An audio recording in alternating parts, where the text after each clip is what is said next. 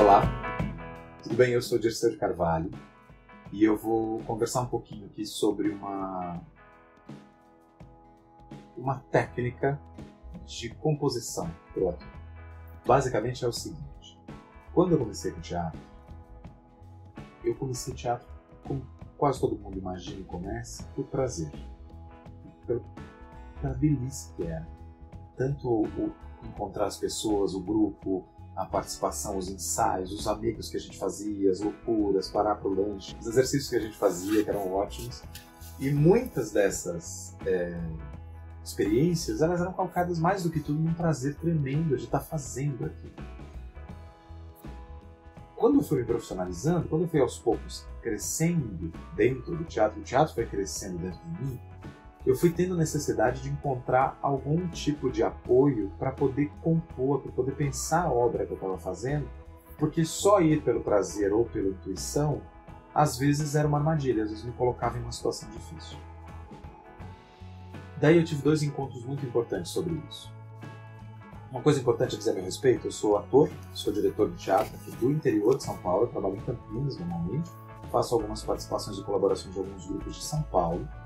E essas experiências que eu estou falando começaram a acontecer no período que eu estava em formação, que é no final dos anos 90 e começo dos anos 2000.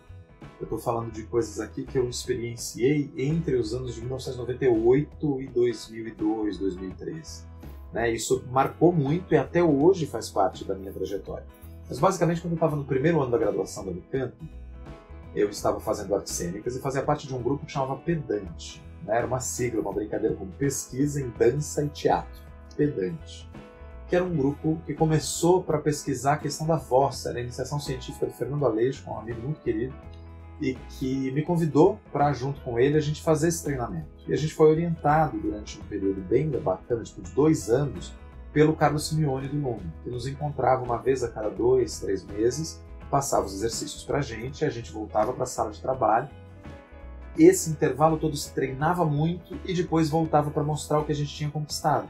Ele via se a gente tinha alcançado algo bacana, ele piorava, ele aumentava o grau de dificuldade, dava algum outro tipo de apontamento e também dizia o que estava faltando, onde é que a gente tinha que investir mais e tal. Foi uma experiência incrível para mim, determinante na minha experiência de formação de ator e até hoje na maneira como eu penso o teatro. Esse projeto, depois de 2 anos de orientação, a gente quis fazer um trabalho, um espetáculo com ele. E começamos a estudar. Dentre tantas coisas, a gente não sabia de um texto, mas a gente queria um tema, trabalhar um pouco a ideia de uma obra mais tensa, não exatamente um terror, mas esse lugar, que, resumindo, nos levou à figura do Edgar Allan Poe, que é um escritor americano, mas que eu tinha certeza que ele era inglês, eu achava que ele era europeu de alguma forma, mas foi muito surpreendente saber que ele era americano, embora ele tenha estudado um período pequeno na Inglaterra. Mas o importante é que a gente estava atrás de alguma coisa que fosse inquietante, como a obra do Allan Poe é, mas a gente não sabia o que exatamente. Então fizemos, como parte do processo de criação, um exercício de ler tudo que a gente encontrava. O diretor, que era Luciano Gentili, chegou a comprar um livro com a obra completa. E a gente ia, cada um do elenco e a direção, ia lendo trechos e o que a gente gostava apresentava para o outro, porque ler tudo era uma compilação enorme.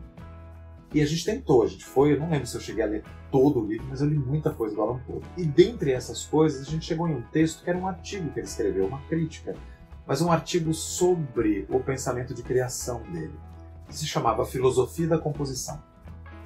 E foi uma experiência muito legal para mim, que estava ainda nessa crise, nessa tentativa de entender ou de buscar o que eu podia ter de ferramenta para organizar melhor o meu trabalho, além da questão da intuição, da improvisação, porque isso às vezes dava um beco sem saída, às vezes não era coerente com a obra e eu não sabia como organizar isso direito. Então, quando eu li a teoria da composição, aliás, a filosofia da composição do Allan Poe, minha cabeça estourou, eu falei, caraca, isso é muito legal. E basicamente ele está falando nesse texto da experiência que foi para ele. Reza a lenda, tem gente que diz, inclusive, está no texto, é fácil encontrar na internet, eu vou deixar uma versão aqui o link para poder ser baixado para quem se interessar. Mas basicamente ele vai falar sobre o processo de criação do corvo. Alguns dizem que talvez seja uma racionalização de que ele na verdade, vai teorizar sobre essa composição, mas não é exatamente como teria sido e tal. Mas o que importa é o seguinte. O Corvo é um poema muito legal, é um poema que eu recomendo. Tem 2 traduções, pelo menos para o português, que são muito boas. Uma de Machado de Assis, outra de Fernando Pessoa. E ele vai dizer nesse artigo da Filosofia da Composição que uma das coisas mais importantes para você poder criar uma obra como um poeta, para você chegar lá e compor a sua obra com um método, né? Para organizar as suas intuições e as suas paixões, porque não se trata só de uma frieza desligada, mas na ideia de que todo esse caos que a gente tem, eu preciso de algum tipo de estrutura, de pensamento para poder dar uma ordem para ele, para organizá-lo em versos, em prosa, no nosso caso como atores, em cena, em ações, né? O que ele vai dizer sobre isso é que o ideal é você começar pelo fim. O Allan Poe, para quem não sabe, ele também é, se não o criador, ele é um dos pioneiros dos romances policiais, dos contos de detetive, desses que tem um Sherlock Holmes, por exemplo, claramente é inspirado num personagem do Allan Poe que se escreve Dupin, né? D-U-P-I-N, eu não sei como pronuncia Dupin, mas é esse detetive que encontrava casos como os do Sherlock Holmes. E é comum também, quando você vai estudar sobre escrita, o pessoal que fala de romance policial também dá essa dica, que é escrever de trás para frente. Primeiro você tem o final, o crime, o que aconteceu, e depois você vai voltando para conseguir construir aquela situação. Então ele vai dizer que o que ele tinha de interesse ao fazer o Corvo era, antes de tudo, querer trabalhar e escolher uma paixão, que no caso dele seria a tristeza. Né? Ele queria trabalhar um pouco essa ideia da tristeza, da ideia do remorso.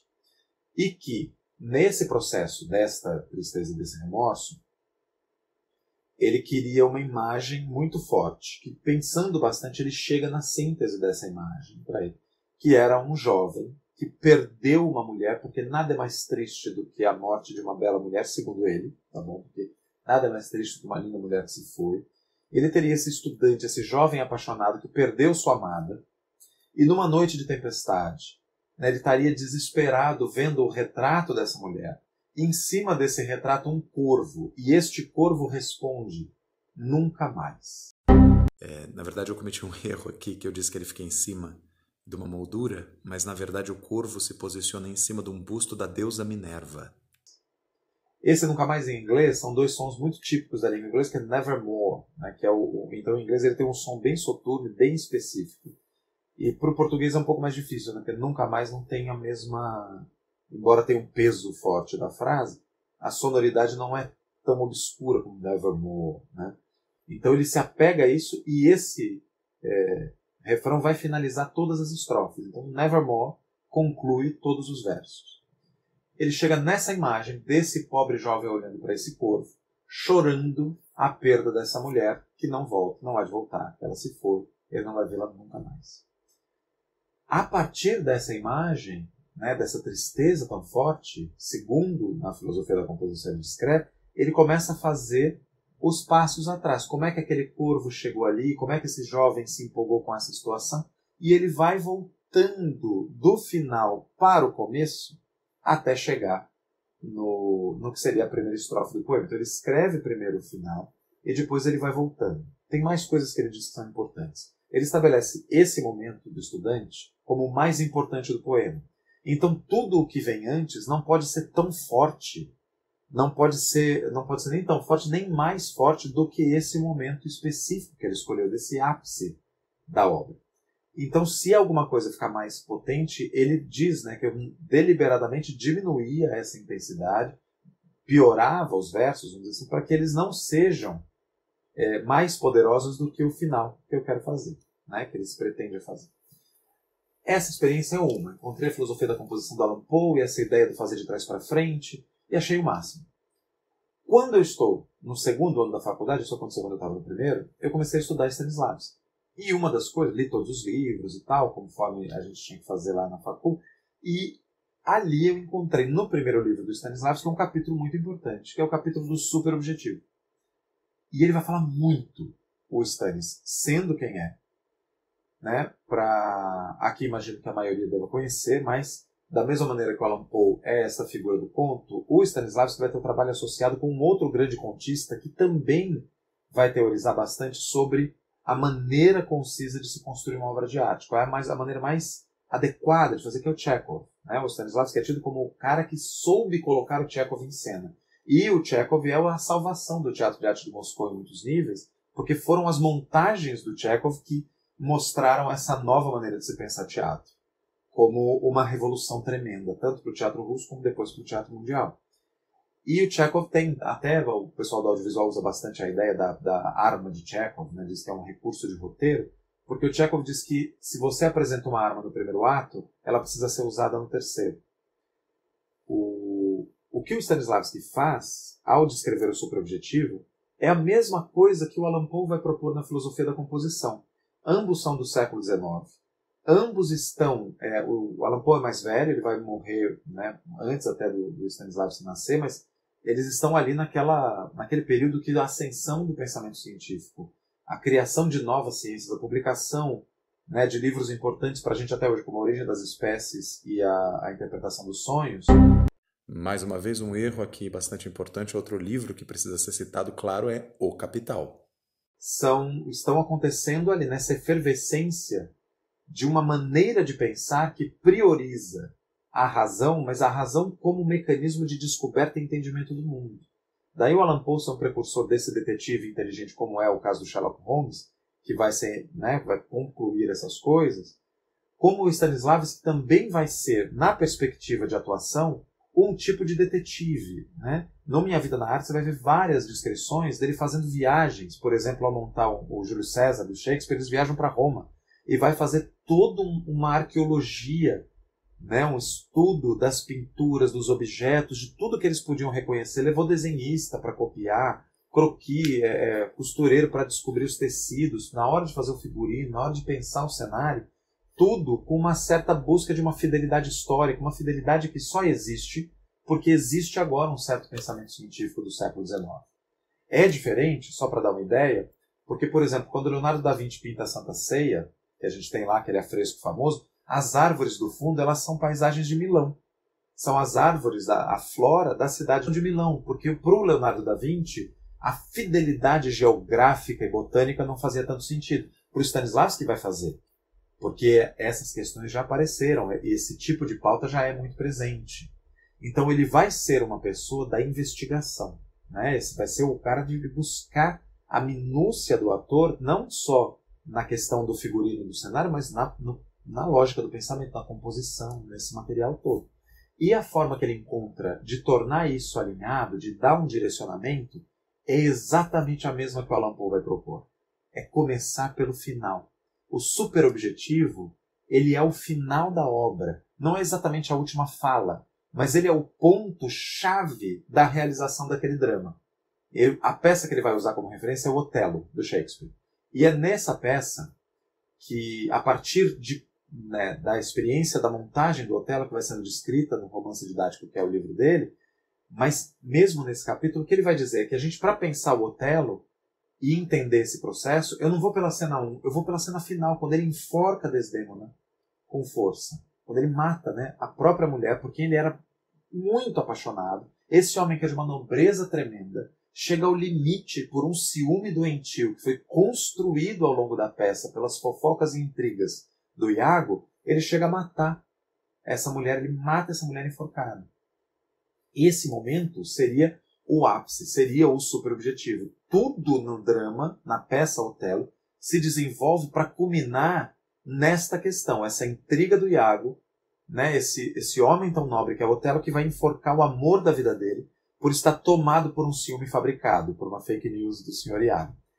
E é muito interessante como o Stanislavski vai pensar, que ele vai dizer, a partir daqui, esse homem que era apaixonado vai matar essa mulher, o que tem que acontecer ao longo da história para eu entender? O que eu preciso compor como ator, sendo que o Shakespeare já desenhou isso muito bem, inclusive, mas a partir desse final, tudo o que eu faço desde a cena 1, pensando no Iago, pensando no Otelo, pensando na Emília, que é a mulher do Iago, na própria Desdémona, no Cássio, o Rodrigo, todos esses personagens, como que tudo o que eles vão fazendo vai acontecendo para culminar neste grande momento aqui. Para que isso dê certo, eu preciso começar deste momento culminado e ir voltando para que essas etapas sejam devidamente cumpridas. Num outro livro dele também, A Criação no Papel, a gente vai ver a mesma coisa. Ele vai falar, só que ele vai pedir para o elenco separar os eventos que são fundamentais para que essa morte aconteça. Novamente pensando no superobjetivo e fazendo um caminho retroativo para o começo, para que a partir daqui a gente chegue naquele ponto. Então, tanto o Alan Poe quanto o Stanislavski vão propor para a gente uma metodologia de criação em que eu pense a obra do final para o começo. Isso tem me ajudado muito. Quando eu entendi esse processo, tanto eu explodir a cabeça pensando no Alan Poe, quanto ao ver essa ponte quando eu fui estudar o Stanis. E até hoje, isso é um dos procedimentos mais comuns que eu utilizo para produzir os meus espetáculos e para fazer os personagens que eu tô, quando eu vou entrar como ator, como é que eu posso compor. Isso é uma metodologia, em princípio, uma tentativa que ela vem evidente de um tipo de teatro de pensamento em que já existe uma obra. Você já tem, por exemplo, o Otelo para poder chegar até lá. E muito do que se produz em teatro vai ser, né, na realidade que a gente vive, baseado em uma obra que já existe, em uma trajetória que eu já sei como é que ela vai ser, porque eu entendo onde é que ela acaba. Então, se eu tiver o final como perspectiva desde o começo, né, e eu pensar o fim e eu for voltando devagar, eu consigo traçar a linha com muito mais clareza do que quando eu, amadoramente, já dizia, começava as improvisações e às vezes eu achava uma outra ideia, eu tinha alguma sacada, alguma coisa, e naturalmente, porque na improvisação algo do acaso aconteceu, ela vai para uma direção diferente. Ela vinha uma coisa que eu até gostava da ideia, mas ela não encaixava direito na peça, ficava um pouco torto. E é por quê? Porque eu não tinha essa consciência, esse entendimento de que tudo que eu estou fazendo na peça precisa correr naquela direção. Precisa ser feito para chegar e culminar naquele momento. E da mesma maneira que o Poe vai propor no poema, se algo que aconteceu aqui no meio for muito grande a ponto de superar o final, o mais indicado é que eu diminua essa dosagem, para que essa coisa, né, esse momento aconteça e a obra toda tenha um alinhamento. Isso também é importante para mim, no caso, porque eu trabalho e me formei em Campinas, onde a realidade de mercado teatral ela é bastante complexa comparada com São Paulo. Eu imagino que para muita gente que puder assistir esse vídeo que não é exatamente da capital, também vai sentir essas coisas, que são os momentos em que a gente vai trabalhar com teatro, por exemplo, dando aula em escola, dando aula em curso, e que a gente precisa realizar funções e trabalhos que são muito além só de ensinar a interpretar. Quando eu começo a ser professor de teatro, eu vou ter que ser um diretor em algum ponto para montar uma peça com esses alunos. E quando eu estou sendo esse diretor, num curso normal, num curso típico da nossa realidade, eu vou ter que pensar no figurino, eu vou ter que pensar na iluminação, eu vou ter que pensar na trilha sonora. Eu tenho que ter uma consciência mínima de todos esses materiais. E, novamente, ter essa perspectiva do final ajuda muito a pensar a luz. O que eu vou fazer que vai direcionado para esse ponto? O figurino, como é que ele vai ser associado a esse pensamento desse superobjetivo? Quais são os recursos que eu posso ter para que todos os elementos que me favorecem no espetáculo, de que eu disponho para realizar esse espetáculo, quais são, ou melhor, nem quais são, mas a partir de entender os elementos que eu tenho, quais os refletores, as luzes, os recursos de luz, os figurinos possíveis, se vai ser brechó, se vai ser feito com uma costureira, a gente não sabe, depende da montagem. Mas tudo isso, eu como diretor, eu como criador desse processo que estou conduzindo esse material, eu preciso achar uma linha. E é muito mais fácil para mim se eu tenho a clareza desse superobjetivo.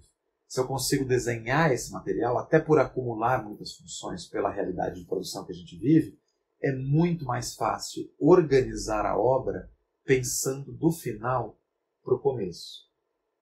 Outra coisa que acontece também, que é bem legal, é perceber, não sei se vocês vão ter esse olhar, mas eu já tive bastante, que é o seguinte: às vezes você vai assistir uma peça e a peça começa muito bem. A primeira cena, ou as primeiras cenas, elas são muito legais, elas são muito bem marcadas, elas têm claramente uma estrutura bem pensada e o elenco está muito confortável. E ao longo da peça, a gente vai percebendo que ela foi cansando, que não é sempre, você vai sentindo às vezes que a peça... E a última cena, o final do espetáculo, muitas vezes, ele não está muito acertado. Quando a gente vai conversar com a produção, principalmente numa realidade escolar como a que eu acabo passando bastante, mas mesmo na profissional, a gente descobre que a peça foi montada, né, no período que ela teve de ser realizada. Ela começou pela primeira cena e foi caminhando até o final. De modo que o fim da peça, o momento crucial, o super objetivo, né, esse momento mais importante, porque ninguém vai colocar a parte mais importante no começo, a não ser que ela vá ser repetida. Né? Mas ela vai ter que ter um desenvolvimento e a tendência é que o final seja maior que o começo, que ele vai desencadear em alguma coisa. E aí, como eu começo ensaiando muito as primeiras cenas e as últimas cenas são marcadas perto da estreia naquele desespero, a tendência é que o final do espetáculo, o super objetivo, acabe sendo menos trabalhado do que o começo. Então também como metodologia de criação, mas mesmo de ensaio, é legal a gente pensar esse conselho tanto do Allan Poe quanto do Stanislavski e começar pelo fim. Começar pelo ponto mais importante da história, pela cena crucial da peça, até porque ela vai ser mais desafiadora e ela vai exigir mais tempo de ensaio, e a partir dela, ir voltando até o começo, também vai ajudar até essa linha. E para quem vai assistir, se a primeira cena ela tiver, por qualquer razão, menos trabalhada, um pouquinho mais complicada, ela foi marcada ontem, a gente estreou hoje, né? E ela ainda vai ter um desenho muito mais interessante, porque a primeira cena, mesmo não tão bem trabalhada, ela vai caminhando na direção das cenas mais trabalhadas até culminar no final, que é sensacional. Isso não quer dizer que você pode ser negligente no começo, não estou dizendo isso, mas que é muito interessante observar que aquilo que eu preciso como produtor para poder gerar no espectador a linha que ele vai percorrer junto comigo nesse espetáculo, se eu tiver o final como horizonte perfeito, o horizonte mais cravado, é muito mais tranquilo eu começar esse trabalho. Então, tanto para o Allan Poe quanto para o Stanislavski, existe uma ponte interessante de se ter a perspectiva do final como mais importante do que o começo. Porque o começo ele é baseado naquilo que eu pretendo realizar no final. Então é mais fácil fazer o fim e ir galgando esses degraus ao contrário, construindo a escada na direção deste começo que a gente vai pegar. Não à toa, por exemplo, a própria peça Otelo, isso se torna evidente na lógica que o Shakespeare vai construir, porque a primeira cena é o Iago acordando o Brabâncio, que é o pai da Desdémona, gritando, né? Ele engana o Rodrigo, que era um apaixonado por essa mulher, para tentar atrapalhar esse casamento. Então a primeira cena da peça já é uma tentativa do Iago de arruinar esse casamento, que é exatamente o que vai acontecer no final. Então, se eu tiver como perspectiva esse entendimento, você olha e fala só, na primeira cena o Shakespeare já planta a semente de tudo o que a gente vai ver na peça até o momento terrível em que ele vai matar essa mulher por ciúme, um ciúme fabricado, um ciúme falseado desse traidor que já na cena 1 já está mostrando a que veio, já está galgando essa escada na direção dessa tragédia. O Allan Poe, mesma coisa, ao construir o Poema do Corvo, também vai desenhar a linha a partir desse estudante sofrendo e ir voltando devagar a pensar todas as etapas até ele chegar nesse desespero total, ajoelhado e sofrendo em frente ao corvo, implorando por respostas. E a única resposta que ele recebe é nunca mais. E é isso, gente. Eu queria agradecer ao PROAC, queria agradecer a você que chegou até aqui comigo e dizer que essa é a ideia. Não dá tempo nesse pequeno intervalo, que a gente tem 30 minutos, mas dá para pelo menos apresentar a ideia. Vale a pena ler a filosofia da composição, vale muito a pena ler o Stanislavski, principalmente não só a questão do superobjetivo, mas porque ele vai ser marcante na obra e é uma grande forma da gente entender que o ponto de vista da pessoa que aprecia a obra de arte, quem é o espectador, ele não é exatamente o daquele que produz, né? A gente está trilhando um caminho que a outra pessoa vai percorrer. Então é legal se eu já tenho essa chegada marcada para eu poder deixar essa direção mais acertada, mais, né? Mais alinhavada, deixar isso mais preciso, mais exato, mais artístico, de certa forma. Então, fica aqui o meu grande comentário, eu acho que essa é a contribuição que eu posso dar. Pensar de trás para frente é uma ótima maneira de trilhar o caminho que você quer que o seu espectador acompanhe, sem muita rebarba, sem cair em vieses, sem se distrair ou ir para uma direção que não seja bacana. Às vezes, na criação, uma outra direção pode mudar o trabalho inteiro, mas vai mudar porque mudou o superobjetivo, porque você vai focar agora num outro lugar. E isso não é problema nenhum. Mas a questão é quando esse foco está estabelecido, direcionar todo o resto para ele facilita e torna o trabalho mais coeso, torna as obras mais interessantes. Os grandes diretores que eu admiro, geralmente, são aqueles em que eu percebo que nada no espetáculo está sobrando. Tudo que está ali está ali por uma razão, está ali porque colabora com o grande desejo que ele tem, com aquilo que ele espera que a obra realize. E aí, pensar de trás para frente é uma ótima maneira de conduzir as pessoas na sua realização. Muito obrigado.